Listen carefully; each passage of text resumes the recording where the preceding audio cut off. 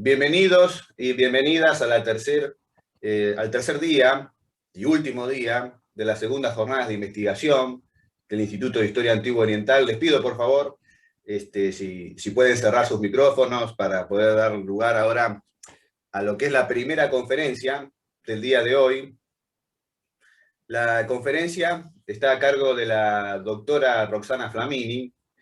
Roxana es profesora, licenciada y doctora en Historia por la Facultad de Filosofía y Letras de la Universidad de Buenos Aires. Ha sido integrante en su momento de nuestro instituto. Hoy por hoy se desempeña como docente a cargo de la materia Historia del Antiguo Cercano Oriente en la Universidad Nacional de Luján. Como investigadora, tiene la categoría de investigadora independiente en el CONICET y es directora del Instituto de Investigaciones de la Facultad de Ciencias Sociales de la Pontificia Universidad Católica Argentina. Y hace muy poco tiempo que se ha fundado esta red. Ella es la coordinadora de la Red Iberoamericana de Investigadores en Próximo Oriente Antiguo. Además de que, tiene un gran número de publicaciones en revistas nacionales e internacionales, así como también libros publicados como editora en colaboración a otros colegas del país, pero de otras partes del mundo. Así que, Roxana, bienvenida. Te damos la palabra para que presentes esta conferencia que se titula Integración Texto-Imagen en la segunda estela de Camose, la representación del supervisor de las cosas selladas, Neshi. Bueno, Pablo, muchísimas gracias por la presentación. Buenos días a todos y a todas.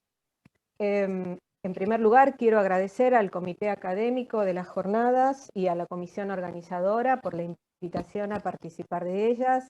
Siempre para mí es un placer y un honor volver al ámbito en el que me inicié como investigadora, que es el Instituto de Historia Antigua Oriental de la Facultad de Filosofía y Letras de la Universidad de Buenos Aires, así que aunque sea de modo virtual, siempre es muy lindo compartir estos espacios. Así que bueno, en el día de hoy traje esta presentación que tiene que ver precisamente, como dice el título, con la integración entre texto e imagen, en una estela monumental con la que estoy trabajando desde hace bastante tiempo. Y como antes de empezar la conferencia, la charla esta, le decía a los miembros de la comisión organizadora, se transformó prácticamente en una de esas muñequitas rusas en donde uno pensó que iba a encontrar una sola cosa y sigue encontrando cosas sobre las cuales trabajar. Sinceramente es un monumento muy rico y que mi idea es explorarlo hasta lo último que pueda hacer con él. Con lo cual este es otro de los aspectos que me resultaron interesantes para analizar en relación con esta estela monumental. Así que en primer lugar voy a contextualizarla a la segunda estela de Camose, que generalmente es un texto que se trabaja en todas las cátedras de Cercano Oriente Antiguo para la parte del Antiguo Egipto. Tiene que ver lo que es la información que... a ver, estoy tratando de pasar el... que quiero cambiar. Ahí está. Esta es la estela, hoy en día está, perdón, en el Museo de Luxor, bajo la nomenclatura J43. Como verán, están en un excelente estado de conservación, simplemente la parte superior está un poco dañada y algunas partes de algunos signos jeroglíficos por el paso del tiempo. Pero es, como les decía antes, el texto que contiene es de suma relevancia para comprender lo que es la fase final del segundo periodo intermedio en Egipto, lo que se denomina el ciclo de las guerras contra los Hicsos. En este texto, el rey Camose, el último rey de la dinastía 17, cuyos sucesores, Ahmose, el primer rey de la dinastía 18, obviamente, y quien finaliza este ciclo de guerras contra los Hicsos, expulsándolos del norte del territorio egipcio.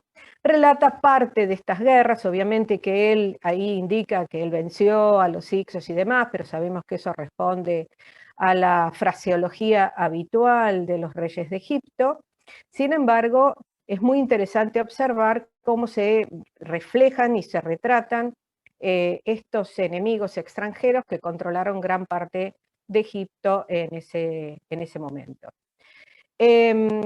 Lo positivo que tenemos respecto de esta estela monumental es que podemos, por suerte, datarla, precisamente datas de fines del segundo periodo intermedio, y también sabemos a dónde estaba destinada. Es decir, esta no es una estela de frontera, ni es una estela funeraria, como tantas otras estelas que el Antiguo Egipto nos ha brindado. Es una estela monumental de tipo conmemorativo. Y estaba destinada, lo dice el mismo texto, a ser expuesta en el templo de Amón en Karnak, que fue donde se encontró. Sabemos que la estela estuvo expuesta en el templo de Amón en Karnak. Aquí les traje un mapa para que vean la ubicación de Karnak en el territorio egipcio, y ahí señalo el lugar en donde la estela fue encontrada. La estela fue encontrada en un lugar secundario, es decir, no es el lugar original. Sabemos que estuvo expuesta en algún lugar del templo, no sabemos en dónde exactamente, porque los monumentos que erigió Camoses, sabemos que Camoses sí erigió monumentos en el templo de Karnak, porque hay otra estela hallada en Armant, en donde sí, ahí se cuenta precisamente, o sea, hace referencia a los trabajos que hizo Camoses en el templo de Karnak. Pero reyes sucesores, los reyes del Reino Nuevo, destruyeron parte de esos monumentos para erigir los propios, con lo cual monumentos propios de la época de Camoses no quedan en pie. Sí quedan algunos vestigios, quedan algunas pequeñas construcciones, y la estela en realidad fue encontrada en lo que es la base de uno de los colosos erigidos sobre lo que sería la puerta del segundo pílono, ¿no? El portal del segundo pílono del templo de Amón en Karnak. De hecho, yo ahí les muestro en dónde fue encontrada. Fue encontrada en la base de esta estatua fragmentaria del rey Ramsés II. Por algunos rasgos propios de la estela de Camoses, sabemos que estuvo expuesta en su lugar original hasta probablemente luego del periodo de El Amarna. Eso lo sabemos porque el nombre del dios Amón, que aparece mencionado en la estela, fue dañado. Eso seguramente sucedió durante la época de Amarna. Pero no solo fue dañado, sino que luego fue restituido el nombre. Es decir, que en la época posamarniana se tomaron el trabajo de restituir el nombre de Amón en la estela. Para eso tenía que estar expuesta. Así que hasta ese momento la estela estaba en exposición, y se supone que en algún momento del reinado de Ramsés II se decidió llevarla a la base de esta estatua, y ahí se conservó hasta que en el año 1954 de nuestra era fue descubierta. La estela, además de poseer este texto que es fantástico para conocer lo que es el fin de un periodo sumamente complejo, como es el segundo periodo en Egipto, hay poca documentación del lado de los Hicsos y de los nubios, ni qué decirlo. También posee improntas de ciertas prácticas culturales que son realmente interesantes de analizar. Precisamente acabo de mencionar una, como es la Damnatio Memoriae, ejercida sobre el nombre de Amón, pero también sobre el nombre del Ixo Apophis. Y otra de las prácticas culturales que también es muy interesante de trabajar, y de hecho yo lo he hecho y espero que prontamente salga publicado el artículo que escribí al respecto, son los graffiti grabados sobre la estela, ¿no? Tiene también improntas de graffiti muy, muy interesantes para trabajar.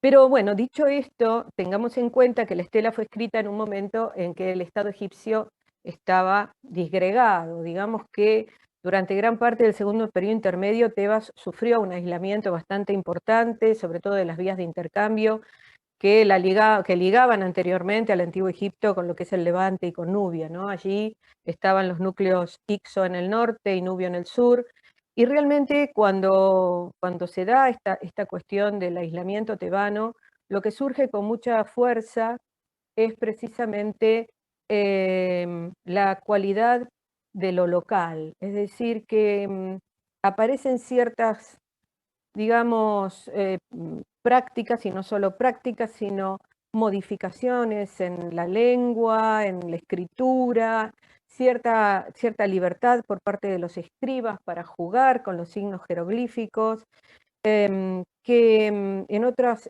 periodos por ahí no se visualizan con tanta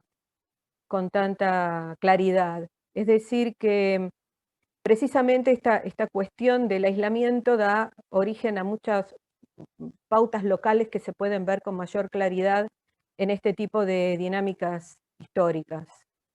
Y entre ellas, o sea, hay muchísimas, como ya les comenté.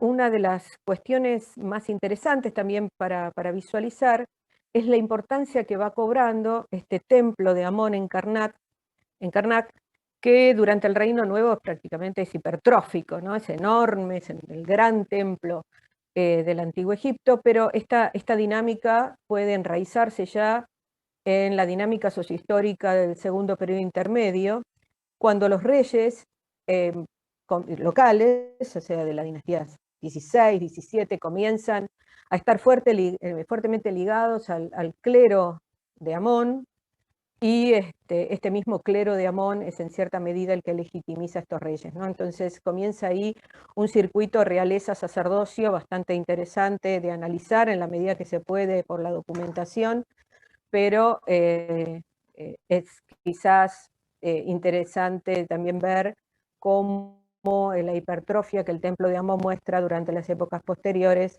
puede ya enraizarse con fuerza en el segundo periodo intermedio.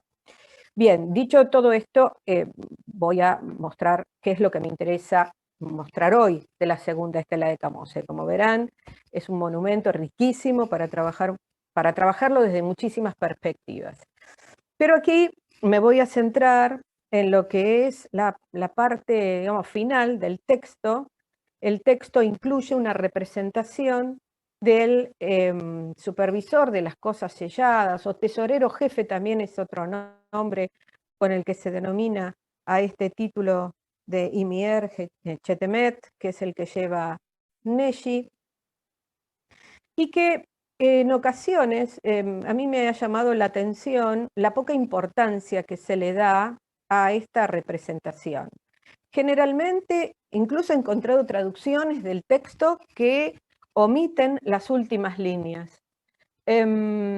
Y de hecho, esperen un poquito, quiero hacer alguna referencia previa a mostrar eso. Llama la atención que o bien no se incluya absolutamente nada de estos últimos renglones en algunas traducciones, o bien que se hable de Neshi como un personaje muy importante dentro de lo que es el funcionariado de la corte tebana de fines del segundo periodo intermedio, pero que, bueno, como fue él el que fue ordenado por el rey a realizar la estela, o sea, en las líneas finales del texto dice efectivamente que el rey le ordena a Neshi hacer una estela. Bueno, él se tomó o bien el atrevimiento, o bien el rey le permitió representar su imagen en la estela. Es decir, que gran parte de las explicaciones que hay, de las pocas que hay, sobre la inclusión de la figura de Neshi en la estela de Camose, tienen que ver quizás con lo que nosotros habitualmente entendemos por una imagen, ¿no? Una imagen está ahí, o bien porque es el individuo que se quiso representar, o bien porque el rey se lo permitió, pero no he encontrado exploraciones acerca de la posible integración entre esta imagen y el texto propiamente de la estela. Y es este recorrido, que es muy hipotético, sinceramente es una hipótesis de trabajo, pero bueno, me gustaría compartirla con ustedes y mostrarles por dónde voy yendo con esta cuestión.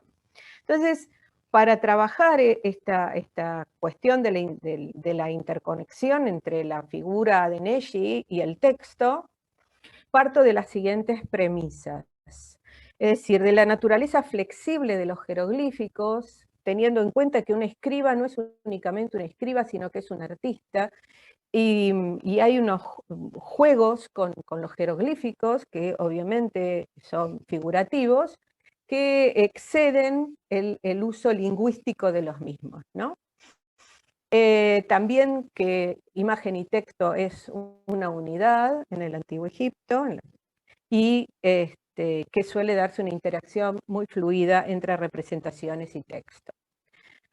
Entonces, para ilustrar un poco esta idea, es que traje a colación un objeto que no tiene nada que ver con la estela de Camose, pero me es útil para mostrar esta idea de cómo un artista puede jugar con los jeroglíficos. Esta es una estatua colosal de Ramsés II, representado como un niño, ven que tiene el dedo en la boca, bajo la protección de Horus, allá de Tanis, y hoy en día se encuentra en el Museo del Cairo. Entonces, veamos cómo juega el artista con los jeroglíficos. Vemos que sobre su cabeza el rey, representado como un niño, tiene el símbolo solar del dios Ra. El rey está representado como niño, y el niño es el determinativo también para la palabra mes, precisamente niño. Y en su mano lleva este símbolo, es decir, un su.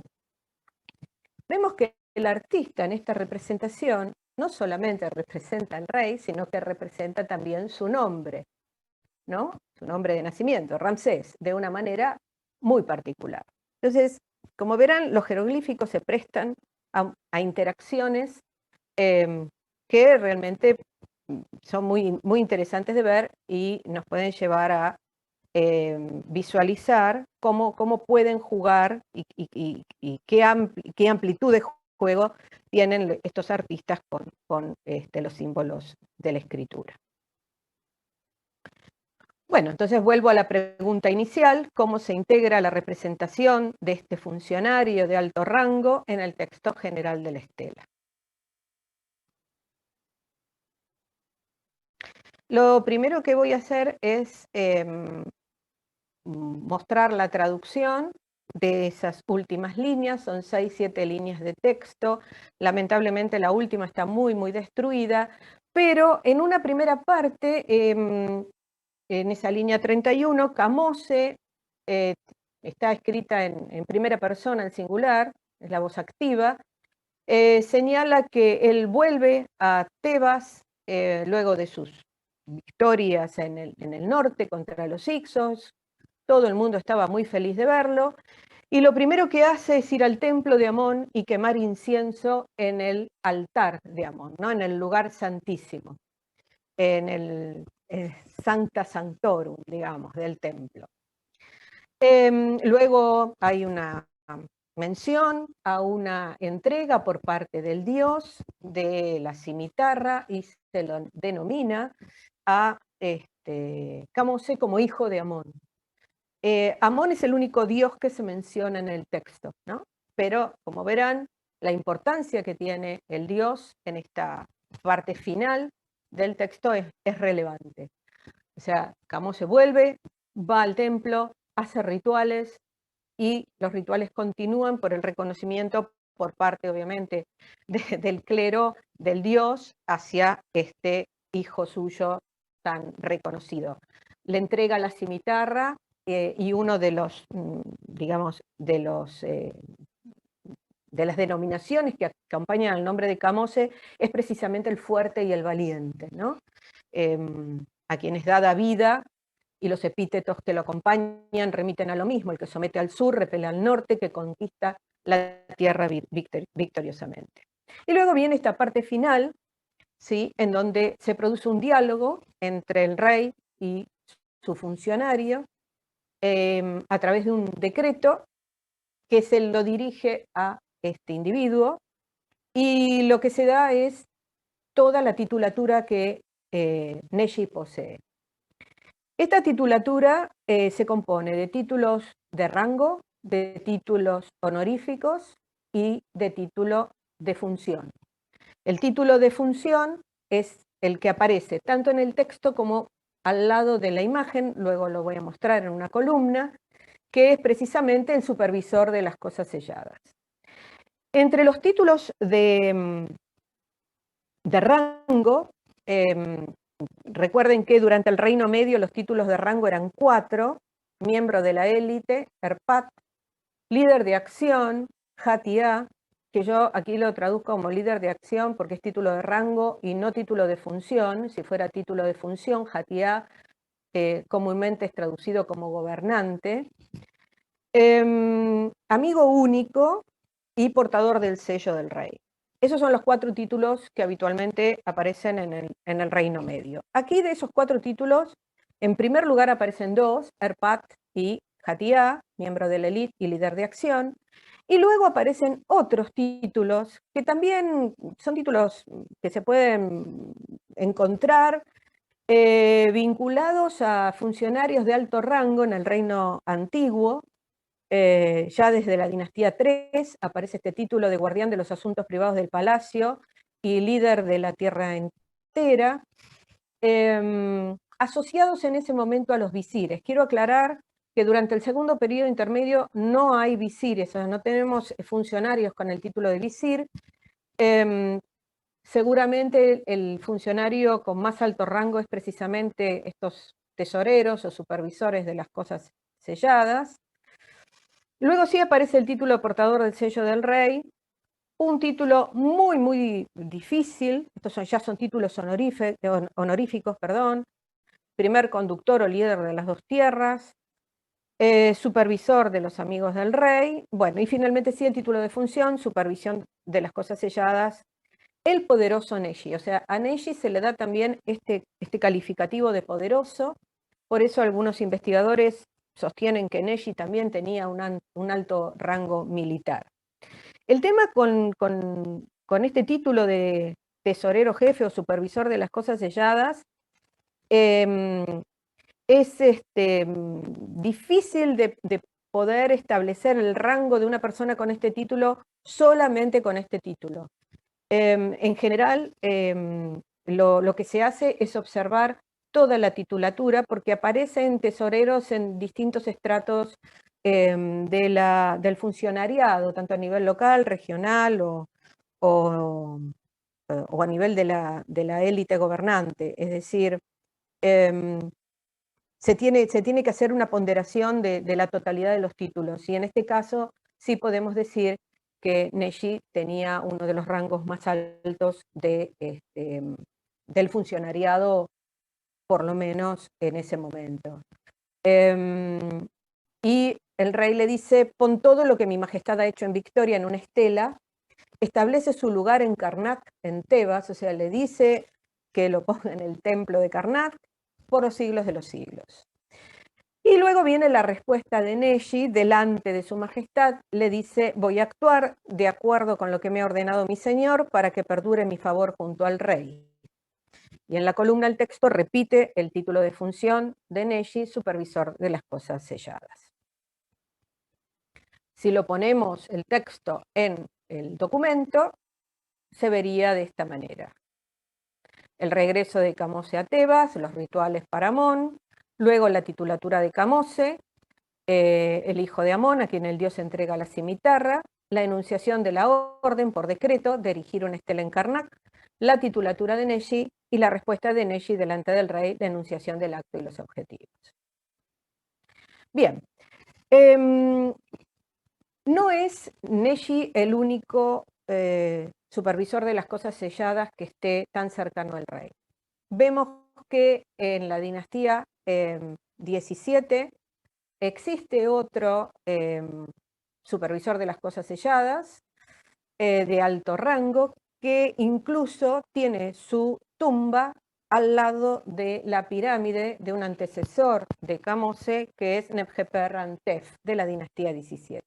Es decir, que son personajes que están muy, muy cercanos al gobernante tebano, como se puede visualizar aquí.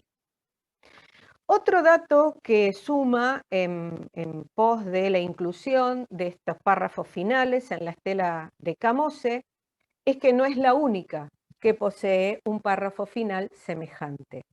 Esta estela de Mentuhotep Sangenra, de la dinastía 16, fue traducida por Pascal Bernous, y sobre el final, si bien no tiene una representación física del tesorero, sí existe una fórmula bastante parecida por la cual el rey le ordena al funcionario que realice una estela y la coloque en Karnak. Esta estela fue encontrada también en Karnak. Por eso también hablaba antes de la vinculación entre los gobernantes y el templo. Hay muchas estelas, varias estelas del segundo periodo intermedio, fin del segundo periodo intermedio también, y de principios del Reino Nuevo, y después también, encontradas en el templo de Karnak. Lo que es difícil es datar algunas de ellas o encontrarlas en buen estado de conservación. Algo que no señalé, pero que voy a señalar ahora rápidamente, es que en Karnak se encontraron 3 estelas del rey Kamose.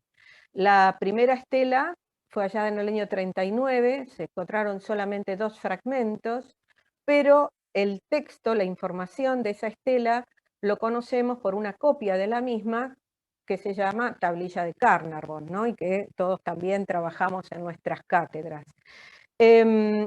Y la tercera estela fue hallada a principios del siglo XX, pero olvidada y reidentificada en el 2005 y traducida con un poco más de detalle en el 2010. El problema con esa estela es que está en muy mal estado de conservación. Realmente lo único que se puede ver es el nombre de Kamose. Y algo que también llama la atención es que de lo poquito que se puede recuperar de esa estela, hay algunos títulos honoríficos parecidos a los que tiene Neji, con lo cual es probable, podemos hipotetizar también, que sobre el final de esa tercera estela de Kamose hay una fórmula parecida a la que tiene la segunda estela. Como verán entonces también es algo habitual, podría decirse así, que en segundo periodo intermedio se incluya este tipo de fórmula sobre el final de las estelas. Este es otro fragmento de estela también hallado en Karnak, de la que verán se conservan parte de las últimas líneas. No sabemos de qué rey es ni de qué periodo es, pero también tiene mención a una orden del rey para hacer una estela. También fue encontrada, como les decía, en Karnak, solo que aquí se menciona, como en la estela anterior, en mayor medida al dios Montu, al dios de la guerra, también tebano. Es decir, para sintetizar, podríamos decir que lo que se visualiza sobre el final de las estelas es la enunciación de la orden, el decreto del rey dirigido a un funcionario, del cual se dan los títulos, el objeto de la orden, que es erigir una estela en Karnak para conmemorar las victorias, y luego la recepción, aceptación y realización de esa orden por parte del funcionario. Bueno, vayamos entonces a la representación física de Kamose. De hecho, hay muy pocas representaciones físicas, digamos, de este tipo de funcionarios del Reino Medio, delante del rey o vinculados al rey, y menos aún en estelas monumentales. Lo que se puede observar es que los atributos que componen esta imagen son de un individuo de alto rango, posee un pectoral, posee una falda que llega a sus tobillos sostenida por un cinto, por un yash, y en su mano porta un objeto que es una especie de abanico, del cual no pude encontrar un paralelo exacto. Si alguien conoce algún paralelo exacto de este objeto, bueno, que me lo informe, por favor, que tiene un mango que termina en flor de loto y lo que podemos suponer en la parte superior unas plumas. Fíjense también que tampoco es que el artista que grabó esto tiene demasiado lugar, porque al lado se encuentra precisamente lo que les decía antes, el título de función y el nombre del funcionario. Con lo cual, bueno, también se ve restringido porque de este lado se encuentra directamente el texto. Entonces, veamos un poco cuál es el rol de los abanicos, ¿no? Si esto es un abanico, el rol de los abanicos o parasoles vinculados con funcionarios y con el rey.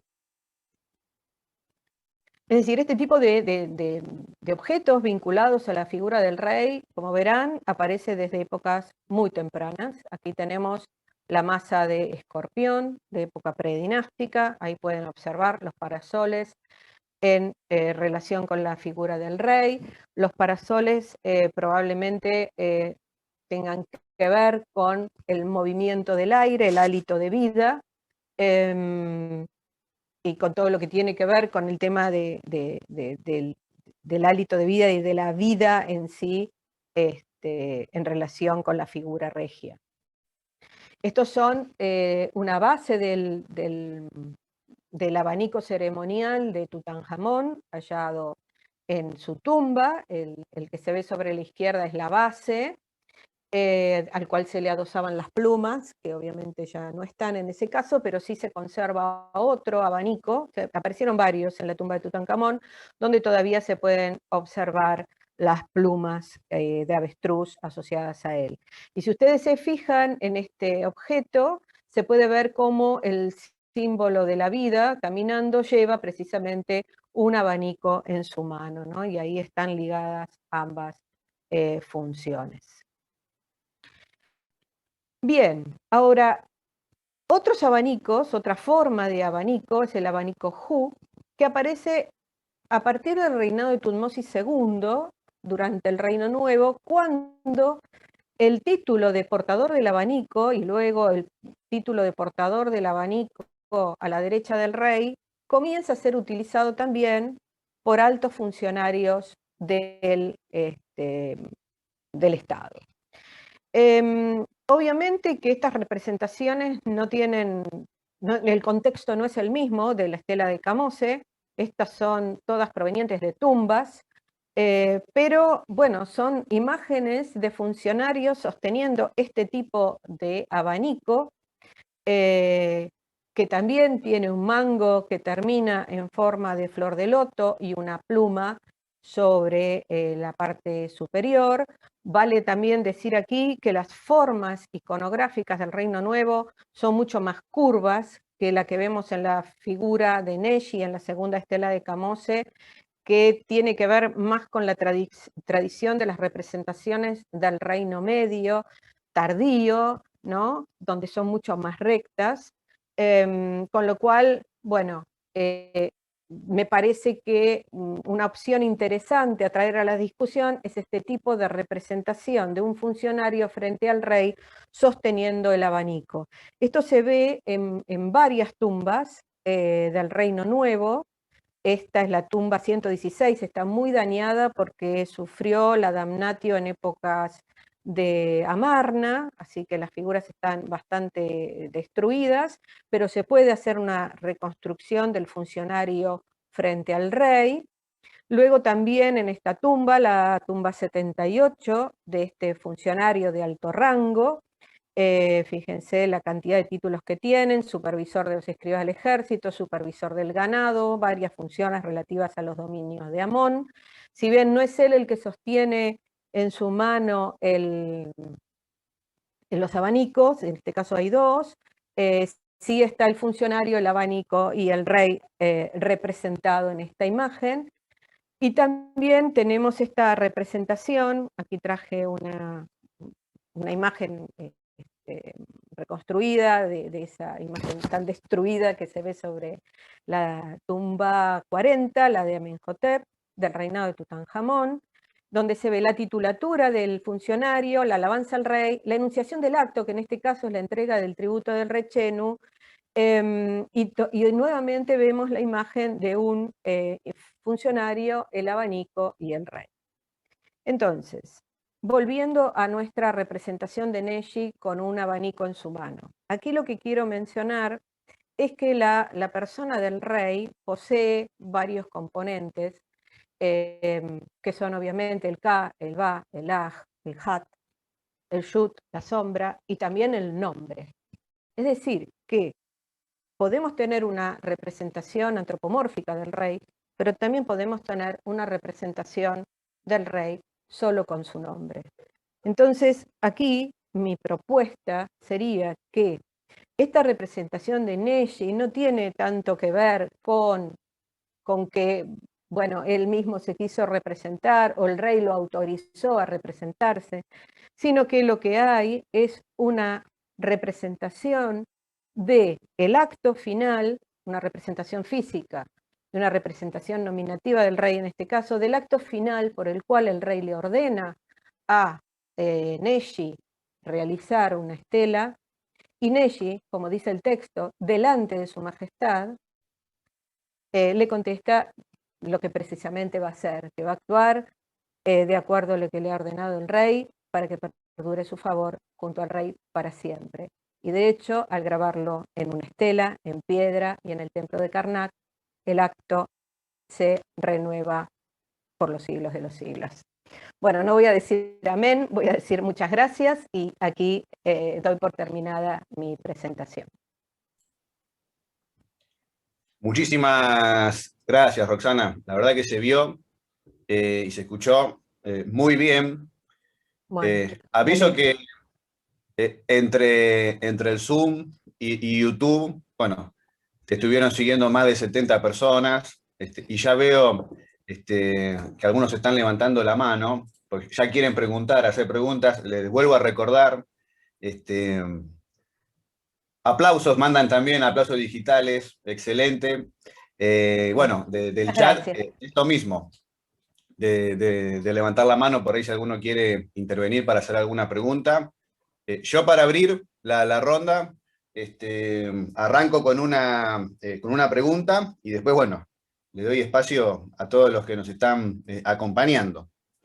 Mi primer pregunta es si existen otras estelas donde esté representado un alto funcionario, así, de forma figurativa, y no el faraón. Si esto es una particularidad que solamente se encuentra en esta estela, o hay otras también donde se puede ver este fenómeno.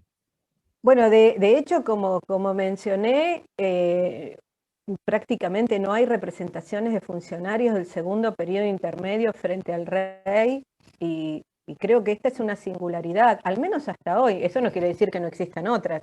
Yo no tengo la información, por eso también pregunté que si alguien sabía de alguna de este tipo de representaciones del segundo periodo intermedio, me lo informe. Hasta donde yo pude rastrear, no las hay. Esa representación antigua de... Bueno, no, después contesto las preguntas.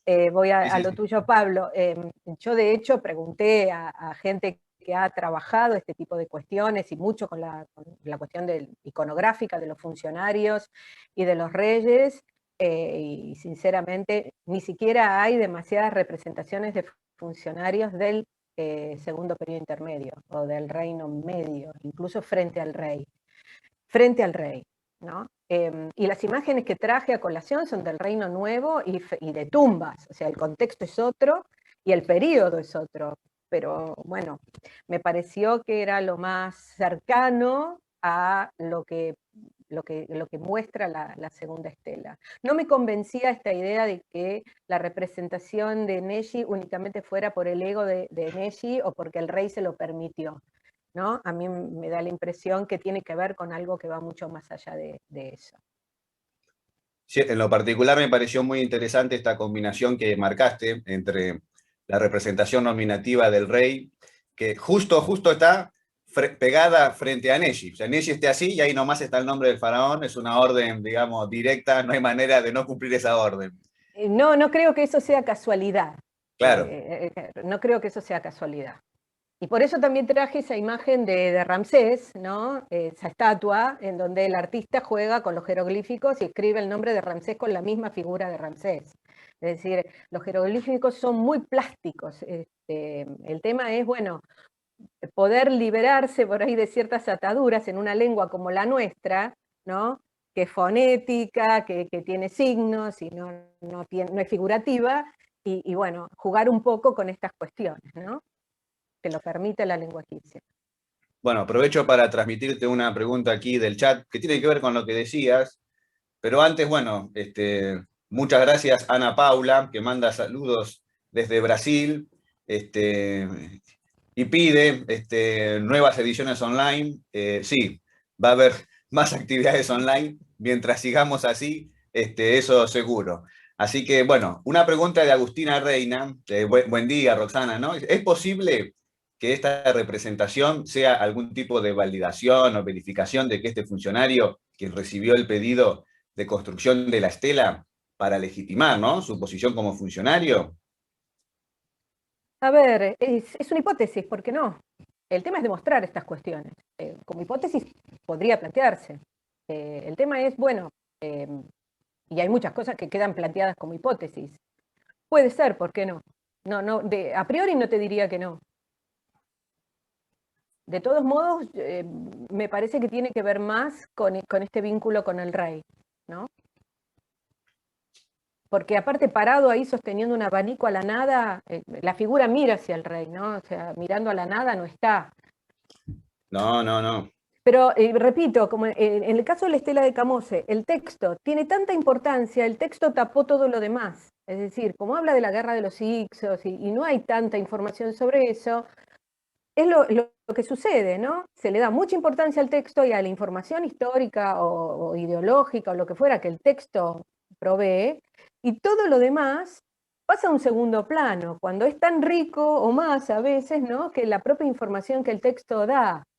Como les decía al principio, en ocasiones esta parte final ni siquiera se incluye en las traducciones, porque bueno, como que no tiene nada que ver. O sea, al extremo que hemos llegado, ¿no?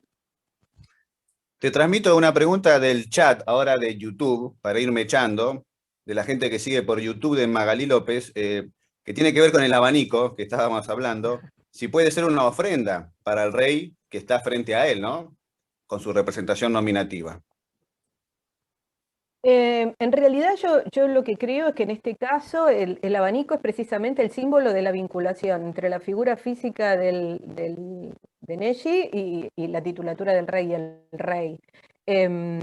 Y tiene que ver, creo yo, con una simbolización propia del objeto que también a mí se me escapa. Es decir, estos abanicos Hu, que aparecen con mucha más frecuencia luego, tienen una pluma, o sea, una única pluma, que puede representar también Maat, ¿no? Pueden representar, o sea, los jeroglíficos no tienen un único sentido. Tienen que ver con el contexto, tienen que ver con millones, con el cotexto. Es decir, no es igual a una sola cosa. Puede ser igual a varias cosas y a la vez.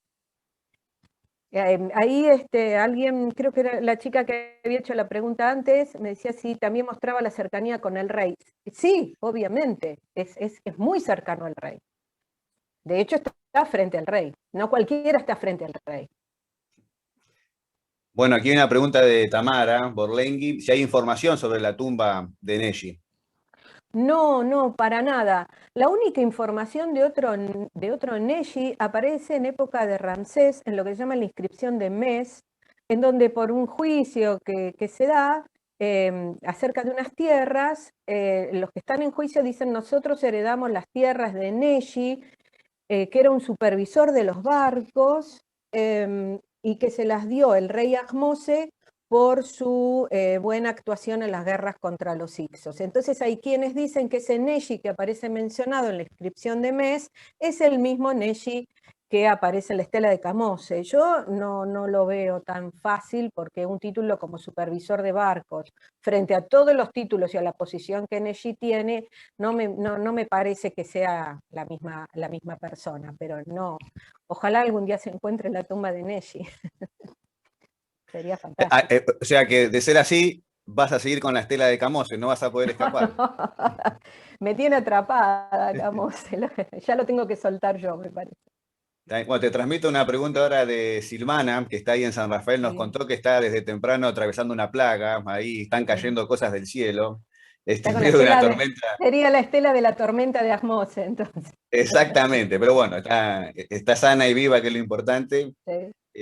Bueno, hay preguntas sobre el icono de representación funcionario frente al monarca. Tiene collar, perdón por la pronunciación, aquí Silvana, si querés por ahí, Sí, sí, tiene plantearla un collar. directamente vos para no meter. Sí, dale. Dale. Sí. Vos sabés que trataba de verlo, y de hecho, todas las fotos que te sacamos, ahora no me acuerdo. Sí, gracias, si tiene, Silvana. Cuando lo vi, me preguntaba si tiene collar Cheviú o no, o es que uno ve el fuego con las sombras, porque sería otro dato también para reforzar cómo se inviste el funcionario, más allá del abanico, ante la presencia del monarca. La verdad que no terminé de identificar si tiene collar. Bueno, lo que podemos hacer es, luego te mando una foto bien detallada para que vos veas claramente si tiene ese tipo de collar o qué otro tipo de collar puede llegar a tener, pero sí tiene un collar, un pectoral colocado. Sí, Claro, es de altísimo rango. Claro, eso Pero también es segundo reforzaría. periodo intermedio, y las formas del Reino Nuevo están bastante alejadas. Viste que el Reino Nuevo son mucho más curvas y demás. Lo que sí tiene, que es llamativo, es un vientre prominente. Y eso sí es signo de alto rango. Ajá. Eso es signo de alto rango. O sea, se nota, esa pancita que tiene es signo del alto rango que él detenta. O sea que también la imagen muestra el alto rango que él tiene, ¿no? En cómo está dibujado. Bien, gracias. Dale, mándame después así. Perdón que no pueda ser más explícita al respecto. Está bien. Bueno, aquí veo, para la gente que extraña la presencialidad, que también comentan en YouTube que aun cuando vuelva a la normalidad siguen pidiendo actividades online para, bueno, favorecer esto, ¿no? Que la gente que está en distintas partes del país y de otras partes del mundo puedan participar. Bueno, ojalá contemos con los medios tecnológicos suficientes como para hacer lo presencial y de forma simultánea virtual, que me parece por ahí esa combinación sería la ideal. Los invito, obviamente, si tienen más preguntas y comentarios, a compartir aquí en el chat. Yo tenía una pregunta más, que tiene que ver con la ausencia que vos comentabas del título de visir durante este periodo. Me llama la atención y pregunto si esto tiene que ver, digamos, con la posible estructura administrativa de estos suerte de mini estados, ¿no?, que tenemos para esta época, porque puede ser que muchos de estos funcionarios hayan desempeñado las funciones que en otros periodos desempeñan aquellas personas que tienen el título de visir. Es decir, esto es una cuestión meramente, digamos, que tiene que ver con la titulatura, o quiere decir que la estructura administrativa realmente de estos periodos es mucho más pequeña, mucho más precaria, y por eso no es necesario que haya un visir. No sé si pequeña o precaria, es distinta. Es distinta porque la realidad es diferente. Y luego en el Reino Nuevo también aparecen otros títulos que no aparecen antes. Es decir, no se ven visires en esta etapa. Hay muy poca información del lado tebano, y de donde aparecen tesoreros por todos lados es el lado de los Hicsos, que tienen tesoreros. Se ve que estaban muy interesados en poder controlar lo que tiene que ver con el ingreso y egreso de bienes desde cada una de estas entidades sociopolíticas. Pero yo creo que tiene que ver más con eso. De hecho, Neji es un altísimo funcionario. Ok, bueno, muchas gracias por la respuesta. Bueno, veo que no hay ninguna pregunta más, así que bueno, de ser así, podríamos entonces dar por finalizada esta primera conferencia. Así que, Roxana, te agradecemos muchísimo que hayas vuelto a participar, siempre firme junto al pueblo, diría Crónica. Roxana, por suerte, cada vez que tiene la posibilidad de participar en el instituto, se trata de buscar un espacio, y la verdad que siempre es muy enriquecedor todo lo que compartís. Así que mil gracias,